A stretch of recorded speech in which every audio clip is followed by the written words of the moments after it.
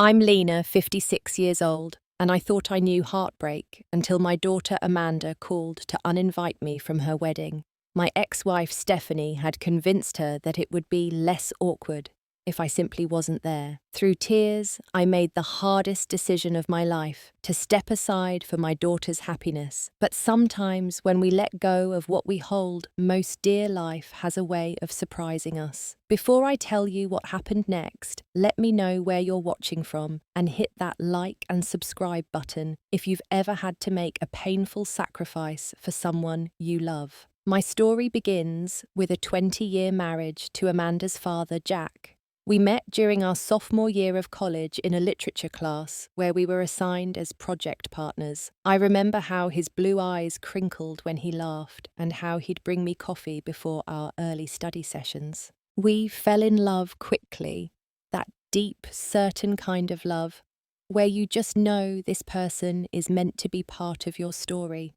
After graduation, we had a small wedding in my parents' backyard. Nothing fancy, just close friends and family, surrounded by my mother's prized rose garden. We bought a starter home in the suburbs, both worked hard at our careers, and decided to wait a few years before starting a family. When Amanda was born, 7 years into our marriage, it felt like our lives were complete. She had Jack's blue eyes and my curly brown hair, and from the moment the nurse placed her in my arms, I knew I would do anything to protect her. The early years were beautiful. Jack was a devoted father who never missed a bedtime story. We took family vacations to the beach every summer, building sandcastles and collecting shells that still sit in jars around my house. Amanda was a happy child, curious, bright, and so full of love. Our home was filled with laughter, crayon drawings on the refrigerator, and the kind of ordinary happiness that you don't fully appreciate until it's gone. Everything changed around Amanda's 10th birthday. Jack started working late, missing dinner more often than not. Weekend family outings became rare as he claimed to have urgent projects at the office. I noticed how he checked his phone constantly, stepping out of rooms to take calls. When I asked what was happening, he'd brush it off, saying his company was going through a restructuring and the stress was temporary. But mothers know when something isn't right. The distance between us grew wider, and Amanda started asking why Daddy wasn't home for her piano recital or school play. I made excuses, trying to shield her from my growing suspicions. 6 months of this limbo finally broke when I found receipts for jewellery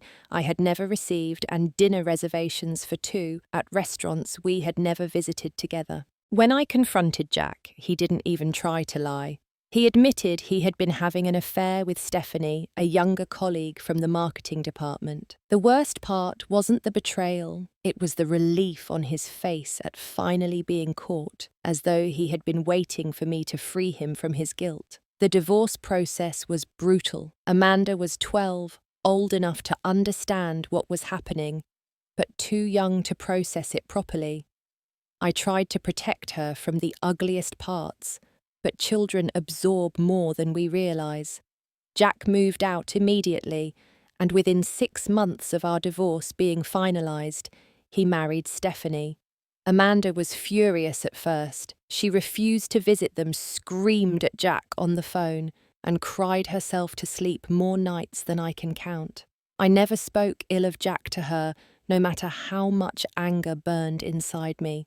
I would tell her, "Your father loves you very much." The problems were between us as husband and wife, not between you as daughter and father. Gradually, Amanda began spending her court-mandated weekends with Jack and Stephanie. She would return quiet and withdrawn, and it would take until Sunday night for her to seem like herself again. Stephanie was always perfectly pleasant during drop-offs and pickups, but I noticed how she would subtly undermine me. "Oh, we got Amanda a new coat because the one she had seemed a little worn," or "We've been helping Amanda with her math since she mentioned you weren't good with numbers." I focused on healing and rebuilding our lives. I threw myself into my career as an interior designer, took Amanda to therapy, and made sure our home remained a stable, loving environment. I didn't date for nearly 5 years, putting all my energy into helping Amanda navigate her teenage years and my own recovery. When Amanda was 17, I met Thomas, a kind widower whose children were already in college. Amanda was resistant at first, making it clear that no one could replace her father. I didn't push, allowing her time to adjust. Thomas was patient and understanding, never trying to force a relationship. Eventually, Amanda saw how happy he made me, and a cautious acceptance grew between them. Throughout these changes, Amanda and I maintained our special traditions. Every Sunday morning, we would make Belgian waffles together. On the first snow of each winter, we would build a snowman in the front yard. We had monthly movie nights where we would alternate choosing the film. These rituals anchored us through the turbulent years. I supported Amanda through high school heartbreaks, college applications, and her decision to pursue a master's degree in architectural design. I was there when she cried over rejections and celebrated her acceptances. I drove her to her first apartment, helped her assemble IKEA furniture, and stocked her refrigerator before leaving. Through it all, I thought our bond was unbreakable. I was wrong. Amanda met Ryan during her first semester of graduate school. He was pursuing a PhD in structural engineering, and they were paired for a collaborative project between their departments. She called me excited after their first coffee date, saying she had never connected with someone so quickly. Their romance was a whirlwind. Within 6 months, they were inseparable. I met Ryan during their spring break when they came to visit. He was tall with kind brown eyes and a quiet intelligence that complemented Amanda's more outgoing nature. What impressed me most was how he listened when she spoke with genuine interest and respect. One Saturday afternoon, Ryan asked to meet me for coffee without Amanda. My heart raced, suspecting what was coming. He nervously asked for my blessing to propose to Amanda. "I love her more than I thought possible," he said, "and I promise to spend my life making her happy." I gave my blessing through happy tears, touched that he had sought me out first. Amanda called me, screaming with joy 2 weeks later. "Mum, I'm engaged!" she exclaimed before launching into the details of Ryan's romantic proposal at the Botanical Gardens, where they had their first date. I immediately offered to help with wedding planning, and she eagerly accepted. We began meeting for coffee every Saturday to discuss venues, florists, photographers, and all the details that go into creating a perfect wedding day. Amanda wanted a traditional ceremony, and mentioned that she would ask her father to walk her down the aisle. Though it stung, I smiled and said I thought that was lovely. Her happiness was what mattered, and I had long ago accepted that some traditions would include Jack in ways that might be painful for me. As the wedding planning progressed, I noticed Jack and Stephanie becoming increasingly present in Amanda's life. Our Saturday planning sessions sometimes got rescheduled because Amanda was having brunch with them, or Stephanie had suggested a venue they should look at together.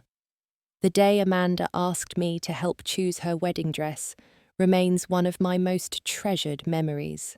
We visited 5 boutiques before finding the one, an elegant A-line gown with delicate lace detailing that made Amanda look absolutely radiant. We both cried when she stepped out of the dressing room. The consultant handed us champagne and we toasted to the beautiful bride-to-be. It felt like a perfect mother-daughter moment, untouched by past hurts. That feeling didn't last long. I began noticing Stephanie inserting herself into more wedding decisions. Amanda started bringing her to our planning sessions, where Stephanie would often contradict my suggestions or make comments like, "Well, as someone who had a wedding more recently, I think."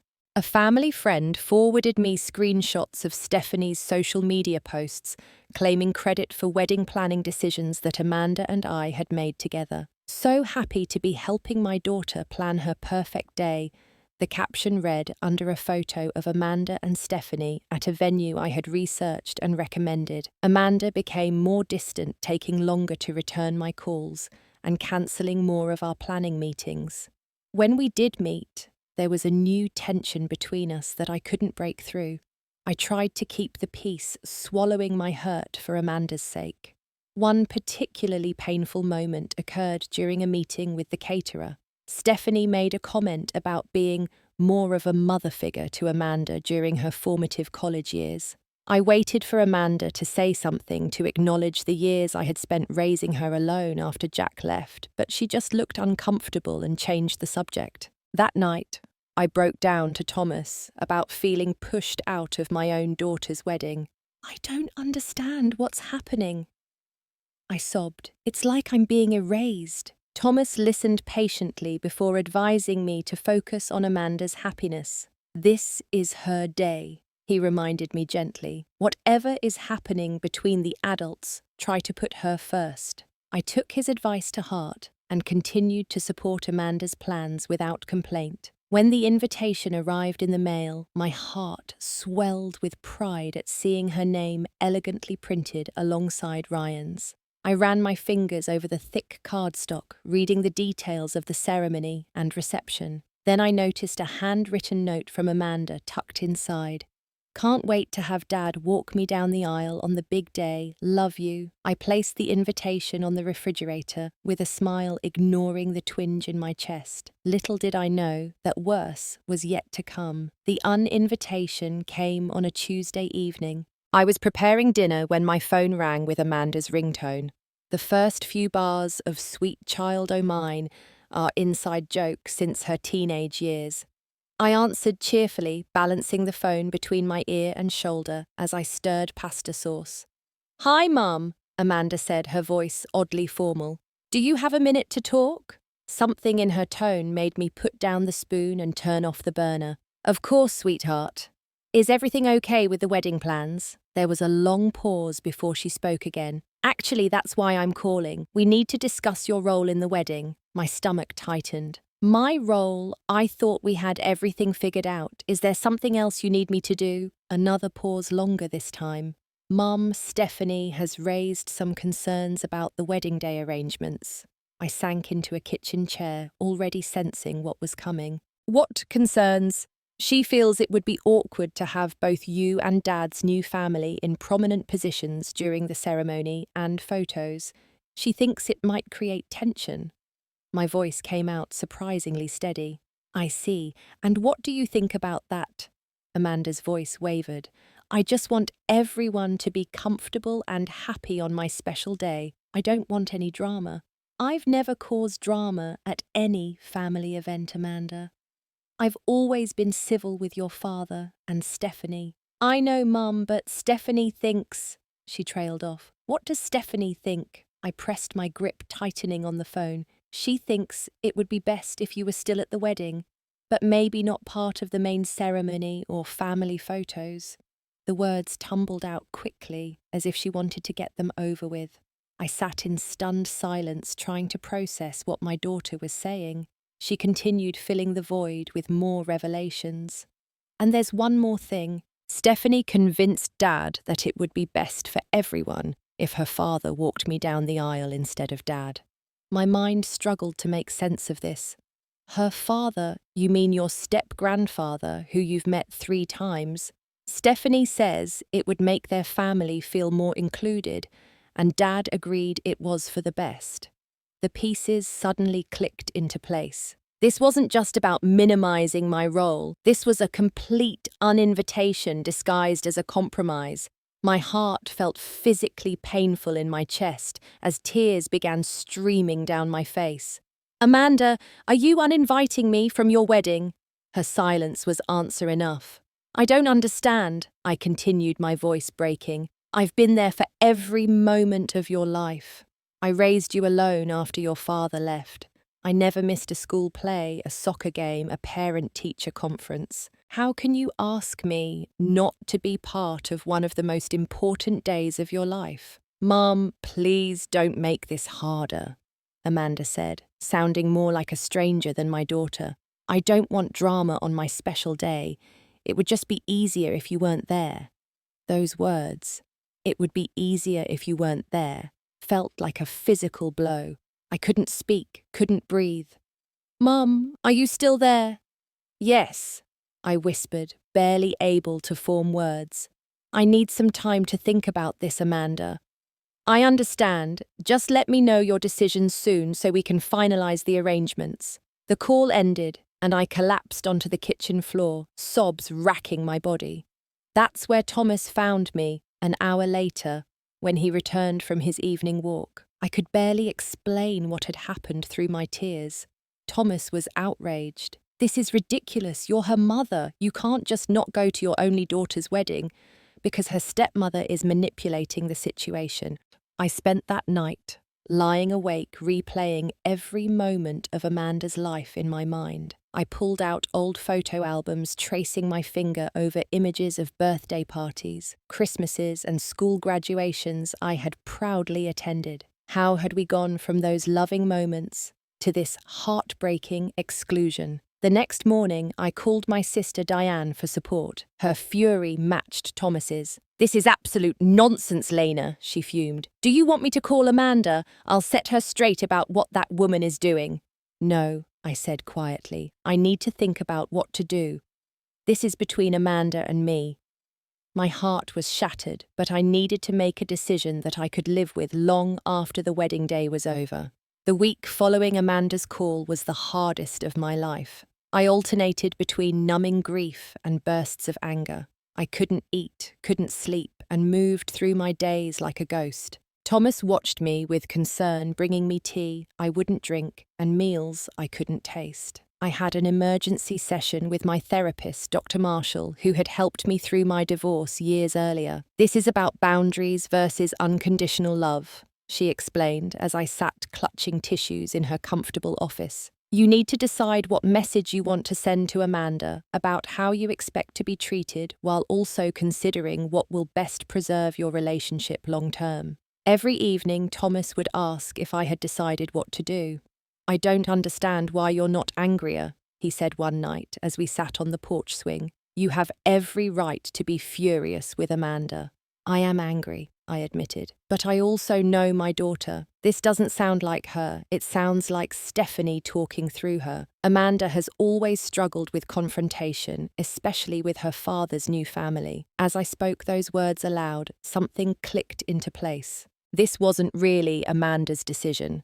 Stephanie had been working to undermine our relationship for years, and this was simply her most successful attempt yet. Jack had always been weak-willed when it came to Stephanie, and Amanda had learned early on that keeping the peace with them was easier than standing up for herself or me. I thought back to a promise Amanda had made when she was 8 years old, twirling around the living room in a Disney princess dress. "When I get married, Mummy, you and me will dance together at my wedding." The memory brought fresh tears to my eyes. After days of deliberation, I decided to write Amanda a letter rather than call her. I wanted to choose my words carefully without emotion overtaking my message. I spent hours drafting and redrafting reading sections aloud to Thomas to make sure my tone conveyed exactly what I intended. The final version read, "My dearest Amanda, I've spent many days thinking about our conversation regarding your wedding. While I won't pretend your request didn't hurt me deeply, I want you to know that I respect your decision. This is your wedding day, and you should be surrounded by the people who make you feel most comfortable and happy. My love for you has never been conditional, and it remains unchanged even now.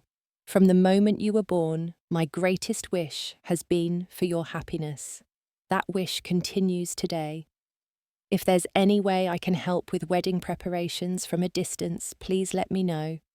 And should you change your mind, please know that I would be overjoyed to take part in your special day in whatever capacity you desire. Whatever happens, I will always be your mother, and I will always love you unconditionally. With all my heart, Mum." I sent the letter via email and also mailed a physical copy to ensure she received it. Then came the agonizing wait for her response. 3 days later, a text appeared on my phone. "Thank you for understanding." 5 words. No acknowledgement of my pain, no expression of love or regret. Just 5 cold words that felt like another door closing between us. Thomas suggested we plan a trip during the wedding weekend, perhaps to the beach house we sometimes rented in the summers. "It might be easier than sitting at home alone, knowing what's happening without you," he reasoned. I shook my head. I need to stay in town. What if she changes her mind at the last minute? What if she needs me? The following weekend, I returned the mother of the bride dress I had purchased, a pale blue silk that Amanda had helped me select months earlier. The sales associate's expression shifted from professional smile to pitying frown as I explained why I no longer needed it. "I'm so sorry," she said, squeezing my hand as she processed the return. "I can't imagine how difficult this must be." As I was leaving the mall, I ran into Jessie, Amanda's best friend since middle school. Her eyes widened in surprise when she saw me. "Mrs. Wilson, how are you so excited for the wedding? Have you finished all your mother of the bride duties?" I forced a smile, not wanting to put Jessie in an uncomfortable position. "Actually, Jessie, there's been a change of plans. I won't be attending the wedding after all." Her mouth fell open in shock. "What? That can't be right. Amanda wouldn't. I mean, you're her mum. It's complicated," I said gently. "Please don't mention to Amanda that we talked. I don't want to create any additional stress for her before the wedding." Jessie looked troubled, but nodded in agreement. As we parted ways, I wondered if news of my absence would spread among Amanda's friends. Would they question her decision? Would it make her reconsider? Despite everything, I wanted to send Amanda a wedding gift. I selected a family heirloom necklace that had been passed down for generations. A delicate gold pendant with a single pearl that my grandmother had given to my mother, who had given it to me. I wrote a simple card wishing Amanda and Ryan happiness and had the gift delivered to her apartment 2 weeks before the wedding. No acknowledgement came. I tried not to let that hurt more than it already did. 2 weeks before the wedding date, I was surprised by a knock at my front door. When I opened it, I found Ryan, Amanda's fiancé, standing awkwardly on my porch. "Ryan, is everything okay? Is Amanda all right?" My mind immediately jumped to worst-case scenarios. "Amanda's fine, Mrs. Wilson, physically at least." He shifted uncomfortably. "Can I come in? I need to talk to you about something important." I invited him into the living room, offering him coffee, which he declined. He sat perched on the edge of the sofa, looking like he might bolt at any moment. "I don't know if I should be here," he began. "Amanda doesn't know I came to see you, and she'd probably be upset if she found out. But I couldn't just say nothing." "What is it, Ryan? You can talk to me." He took a deep breath. "It's about the wedding and the situation with you not being there. Amanda's been miserable. She cries herself to sleep almost every night." My heart clenched. Then why is she going through with this? Why not just call me and ask me to come?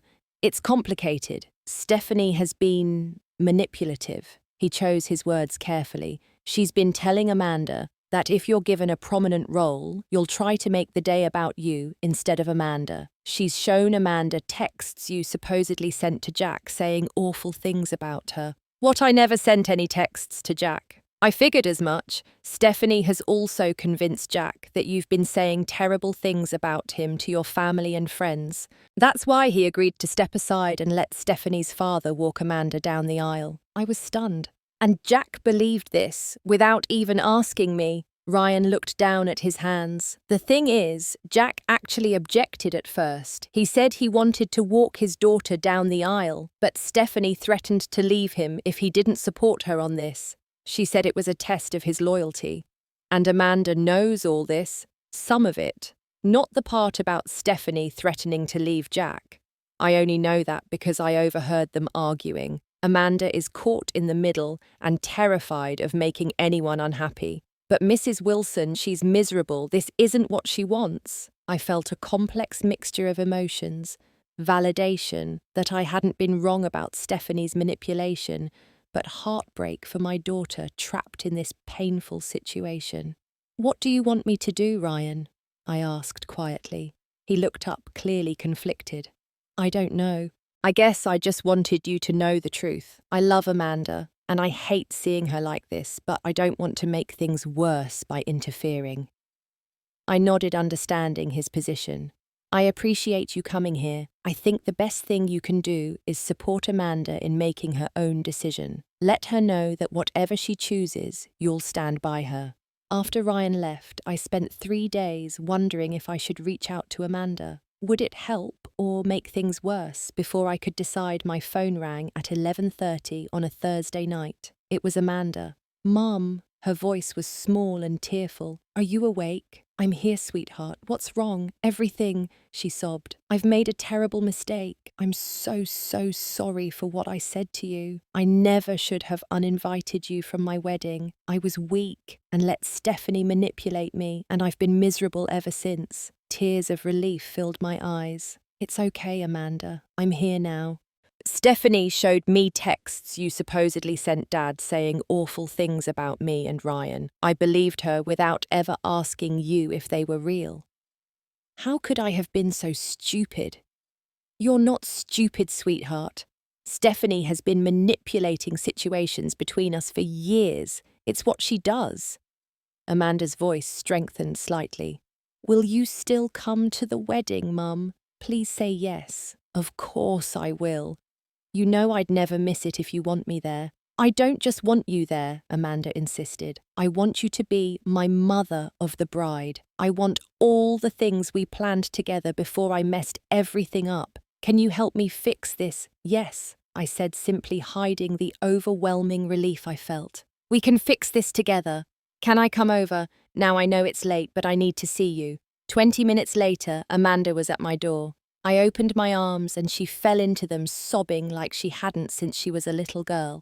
We moved to the kitchen, where I made hot chocolate like I used to when she had nightmares as a child. For hours, Amanda revealed the full extent of Stephanie's manipulation over the years, how she would make subtle comments undermining my parenting, how she would accidentally schedule fun activities during Amanda's weekends with me, how she would imply that discussing our mother-daughter time was hurtful to Jack. "I've been such a fool," Amanda said, wiping her eyes. "I let her come between us because it was easier than standing up to her. I'm so sorry, Mum." As we talked, Amanda's phone rang. It was Jack. She put him on speaker. "Amanda, your car is at our house, but you're not. Where are you?" He sounded worried. "I'm at Mum's house, Dad. We're talking about the wedding." There was a pause. "Amanda, I need to tell you something. I've been thinking about this whole situation, and it's not right. I told Stephanie that I won't support her plan anymore. You should have your mother at your wedding. And if you want me to walk you down the aisle, I'd be honoured, but that's your choice to make. Not mine or Stephanie's." Amanda looked at me, her eyes wide with surprise. "What did Stephanie say?" "She's not happy," Jack admitted. "But for once, I stood my ground. This is about you, not her or me or anyone else." After the call ended, Amanda yawned, exhaustion catching up with her. I made up the couch with blankets and pillows, and she fell asleep there just like she used to during our movie nights when she was younger. The next morning, we began the process of rebuilding our wedding plans with just 2 weeks to go. Jessie and several other friends rallied around us, helping to reorganize everything. The venue thankfully remained the same, but programs needed to be reprinted, the seating chart redone, and various vendors notified of the changes. 3 days into our frantic replanning, Jack showed up at my door. It was the first time he had been to my house since before our divorce. "Can we talk?" he asked hesitantly. I invited him in, offering coffee, which he accepted. We sat at the kitchen table, an awkward silence stretching between us. "I owe you an apology, Lena," he finally said. "Not just for the wedding situation, but for a lot of things over the years. I've been weak. I let Stephanie control too much, and I didn't stand up for you or even for my relationship with Amanda when I should have." "Why now?" I asked. "What changed?" He stared into his coffee cup. Seeing how devastated Amanda was about the wedding made me realize what I've been allowing to happen. I've been so afraid of losing Stephanie that I let her damage my relationship with my daughter, and I let her hurt you repeatedly, even after all the pain I'd already caused you with the affair and divorce. I didn't know what to say. The apology was years overdue, but I appreciated it nonetheless.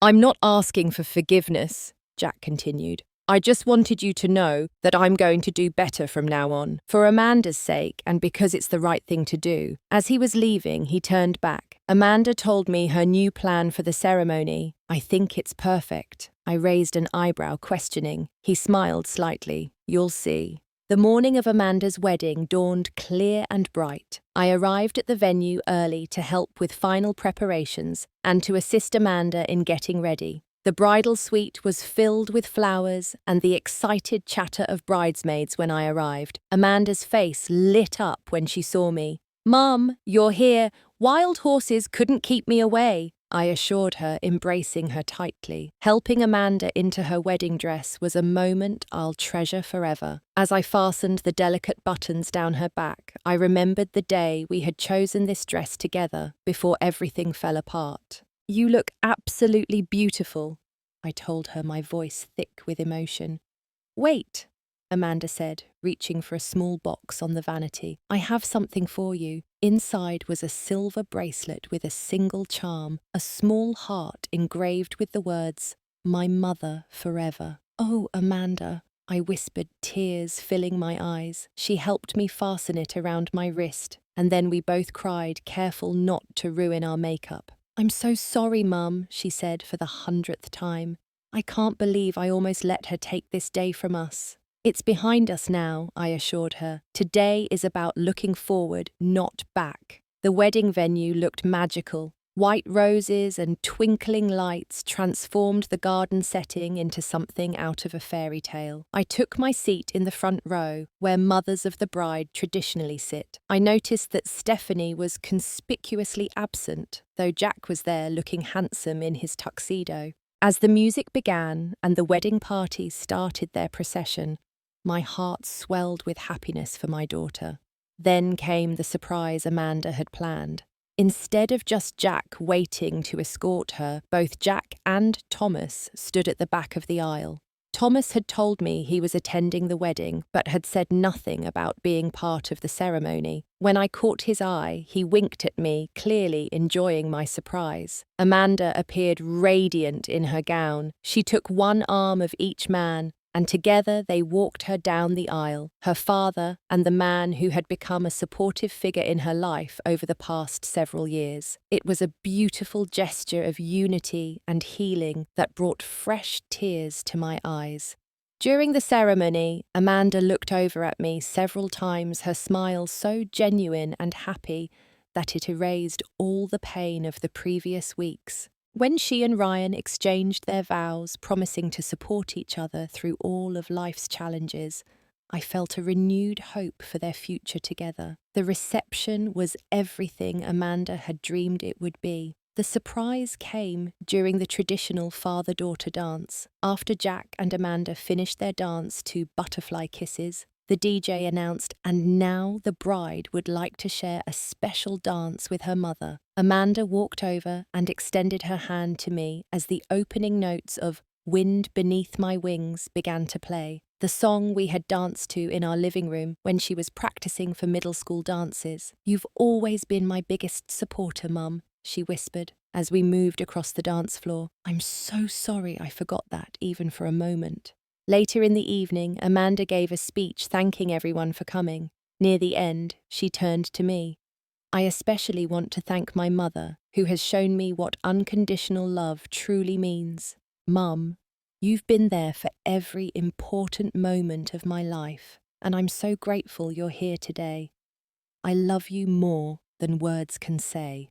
Jack's toast followed, and to my surprise, he included an apology of his own. "To Lena, thank you for being an extraordinary mother to our daughter, especially during times when I wasn't the father I should have been. Amanda is the amazing woman she is today, largely because of you." As the evening progressed, Thomas and I shared a dance, his steady presence, a comfort as always. "You handled all of this with such grace," he murmured. "I'm proud of you." The reception was in full swing when I noticed a commotion at the entrance. Stephanie had arrived looking uncomfortable but determined. Jack immediately went to her side, guiding her to a table far from the main party. I caught his eye briefly and gave him a small nod of acknowledgement before turning away. This wasn't the time or place for further drama.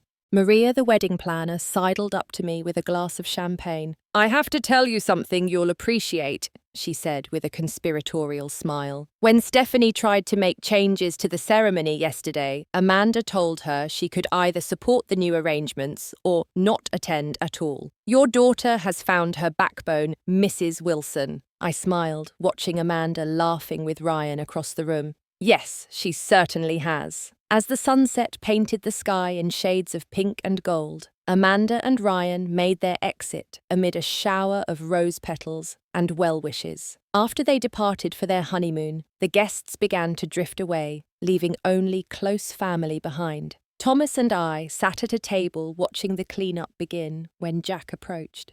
"Do you mind if I have a word with Lena alone?" he asked Thomas, who squeezed my hand before walking away to give us privacy. Jack sat down heavily. "I want you to know that I finally see what Stephanie has been doing all these years. I was blind to it, or maybe I just didn't want to see it. But watching Amanda these past 2 weeks, seeing how torn up she was about hurting you, it finally clicked. Better late than never, I suppose," I replied, too tired for anger. "You've been the better parent, Lena. You've been consistent and supportive and put Amanda first even when it hurt you. I'm grateful for that, even if I haven't shown it." As he stood to leave, he added, "Stephanie and I are starting counselling next week. I don't know if it will help, but things can't continue as they have been." I watched him walk away, feeling an unexpected sense of closure after all these years. 1 month after the wedding, Amanda and Ryan invited me to brunch following their return from their honeymoon in Hawaii. They arrived at my house bearing gifts and photos, their faces still glowing with newlywed happiness. "Mum, I know I've said it 1,000,000 times, but I'm so sorry about everything before the wedding," Amanda said as we sat down to eat. "Sweetheart, we've moved past that," I assured her. "I'm just happy everything worked out in the end." "It's more than worked out," she said, reaching for Ryan's hand. "I feel like our relationship is stronger now, more honest. I never should have let Stephanie come between us for so long." "We all make mistakes," I said. "The important thing is that we learn from them." Over mimosas and Belgian waffles, Amanda shared that Jack and Stephanie were continuing their counselling. "Dad says it's helping them communicate better. Stephanie has actually apologised to him for her behaviour around the wedding." "That's good to hear," I said sincerely. Whatever my feelings towards Stephanie, I wanted Jack to be happy. "I've been thinking a lot about forgiveness," Amanda continued thoughtfully. "About how it doesn't mean forgetting or excusing what happened, but choosing to move forward without bitterness." I nodded, impressed by her insight. "That's exactly right. Forgiveness is as much a gift to yourself as it is to the other person." In the weeks that followed, I had several sessions with Dr. Marshall processing my own journey of healing and forgiveness. "You handled a nearly impossible situation with remarkable grace," she told me during one session. "Many people would have responded with anger and ultimatums." I came close, I admitted, but I kept thinking about the long game. I didn't want to win the battle but lose the war. Amanda is too important to me. Thomas, who had been my rock throughout the ordeal, continued to amaze me with his unwavering support. "You know what's really strange?" he mentioned one evening as we walked our dog through the neighbourhood. "Jack called me yesterday. He wanted to thank me for standing with him at the ceremony." "Really? What did you say?" "I told him it wasn't for him. It was for Amanda and for you. But we ended up talking for a while. He's not a bad guy, just weak in some important ways." I squeezed his hand, grateful for his generosity of spirit. A few weeks later, Amanda invited us all to dinner, me and Thomas, Jack and Stephanie. I was hesitant, but eventually agreed. To my surprise, the evening was pleasant, if slightly awkward. Stephanie was subdued, almost humble, a dramatic change from her usual behaviour. After that dinner, Amanda sent me a long, heartfelt letter. In it, she wrote about how the wedding drama had ultimately brought healing to old wounds in unexpected ways. She thanked me for teaching her what real love looks like. Not controlling or manipulative, but supportive even when it's difficult. Reading her words, I reflected on what I had learned through this experience. I had discovered the delicate balance between setting boundaries and keeping doors open. I had learned that sometimes stepping back allows others the space to step forward in ways you never expected. I had realized that forgiveness doesn't mean forgetting or excusing, but choosing peace over bitterness. A month later, I had lunch with my sister Diane, who had been outraged on my behalf throughout the wedding drama. "I have to admit, Lena," she said, as we shared dessert, "I'm proud of how you handled everything. I would have gone scorched earth on all of them, but your way worked out better in the end." My relationship with Ryan's family had grown stronger through the wedding process as well. His parents had been horrified by the original plan to exclude me and had fully supported the changes Amanda made. We were now planning to spend Thanksgiving together, creating new family traditions that included everyone. Amanda and I established new rituals as mother and daughter with adult boundaries, monthly lunch dates, occasional shopping trips, and Sunday phone calls that never failed to lift my spirits. Our relationship felt more honest and equal than before, strengthened by the challenge we had overcome together. As I look back on that difficult time, I'm reminded that sometimes the most painful experiences lead to unexpected growth. By choosing love over pride, I found a peace I might never have discovered otherwise, and my relationship with my daughter, tested by fire, emerged stronger than ever. If you've ever faced a similar situation where you had to set aside your hurt for the sake of someone you love, I'd love to hear about your experience in the comments below. Did letting go bring something better back to you? Please hit like and subscribe if this story resonated with you, and share it with someone who might need to hear that sometimes when we release what we hold most dear, it returns to us in beautiful, unexpected ways. Thank you for listening, and may you find the strength to choose love even in your most difficult moments.